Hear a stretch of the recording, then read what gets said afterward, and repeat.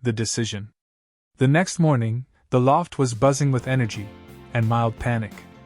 Nick was pacing the living room, coffee mug in hand, wearing a robe that looked like it had survived several natural disasters. "I'm just saying," he muttered. "We don't even know if that thing works. What if we push the button and all end up in the 90s without pants?" Jess, sitting cross-legged on the couch in her polka-dot pajamas, looked up from a notebook labeled Temporal Ethics and Snack Ideas.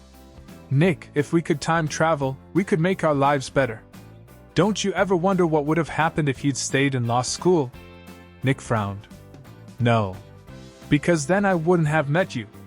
And because law school sucked. You know how much reading there was? Too much reading." Winston, sprawled on the other couch, raised his hand. "I'm kinda with Jess. Look, I love being a cop, but I was good at basketball. Like scary good. I could dunk from the free throw line in college. If I could go back and make it to the NBA? Man, I'd have endorsement deals. I'd have shoes. Winnie the Shoe."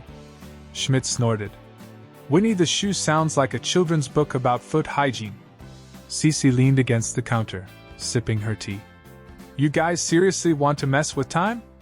What if you change something small and suddenly Schmidt's allergic to avocados or Winston's married to a pelican?" Winston gasped. "Don't joke, Cece. Pelicans are vicious."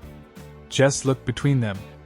"Cece, I know it sounds crazy, but maybe this is a chance to fix our regrets. Coach wouldn't want us to waste opportunities." Schmidt crossed his arms. "You know what Coach would say? He'd say, 'Stop whining and do a push-up.'" "Exactly," Jess said.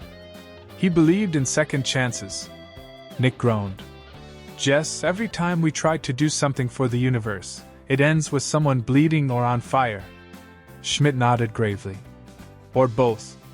But then Winston sat up, thoughtful. "What if we just test it? Go back like 5 minutes. See if it works. If it doesn't, boom, no harm, no foul." Cece sighed. "You guys are really doing this, huh?" Jess hesitated. "We don't all have to." "Schmidt, Cece, you're happy. You have Ruth, you have your family. You don't need to change anything." Schmidt softened a little, looking at her. "You're right. I've got everything I ever wanted. But I'll still be here, just in case you break the space-time continuum and need help exfoliating the fallout." Nick turned to Jess. "And what about you? What are you trying to change?" Jess looked down at her hands. "I want to go back to when you were in law school. Maybe if I'd supported you more, you wouldn't have dropped out. Maybe you'd be happier now." Nick blinked. "You want to fix me?" Jess shrugged. "I want to fix us." There was a long silence. Then Winston clapped his hands. "Okay. Before this gets too emotional, let's time travel." They descended to the basement again. The temporal adjustment device glowed faintly. "Fridge somehow has more mold than personality." Schmidt frowned. "That is my fridge, Nicholas. It contains artisanal kefir cultures." Winston grinned. "That's just old milk, man." They laughed, and for a moment, the grief softened. Cece leaned against the counter, smiling at them all. "You guys realize Coach would have loved this? All of us back together, arguing about dairy." "Yeah," Jess said quietly. "He would have." As the laughter faded, they heard something, an odd metallic clang, from below the loft. Jess blinked. "Did the building always make that noise?" Nick frowned. "You mean the spooky basement noise?" "Yeah, that's just Carl, the janitor. He's probably wrestling a raccoon or something." Winston's eyes lit up. "Oh, Carl. I remember that dude. Always talked about weird stuff. Time travel, lizard people, parallel universes." Schmidt raised a brow. "He also once offered me a vintage protein shake from 2003. I declined." Curiosity got the better of them. One by one, they descended the creaky stairs into the basement. It smelled like dust, metal, and questionable cleaning supplies.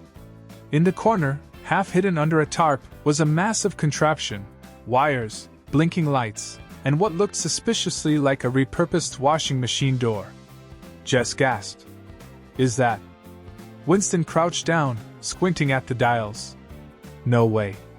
It's labeled temporal adjustment device. Nick tilted his head. So, a time machine? Schmidt crossed his arms. Or a very over-engineered humidifier. Jess looked at the others, her eyes wide with a mix of wonder and disbelief. Guys, what if it's real? Cece rolled her eyes. Jess, we just came from a funeral. Maybe don't jump straight to science fiction. But Jess was already stepping closer.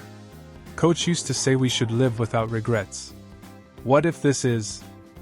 I don't know, fate? Nick scratched his chin. Or maybe Carl's just insane. Then Winston flicked a switch.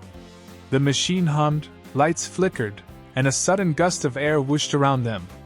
They all jumped back. Okay. Winston shouted over the noise. If this thing explodes, I just want it on record that I love you guys. But also that Schmidt still owes me $50.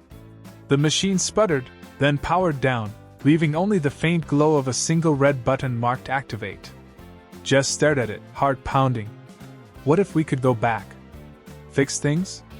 Make our lives better? Nick met her gaze. Jess. She smiled faintly. Wouldn't you at least want to know what could have been? The group stood there in silence, the whir of the old pipes echoing above. Outside, the LA sun dipped low, casting long shadows through the basement windows.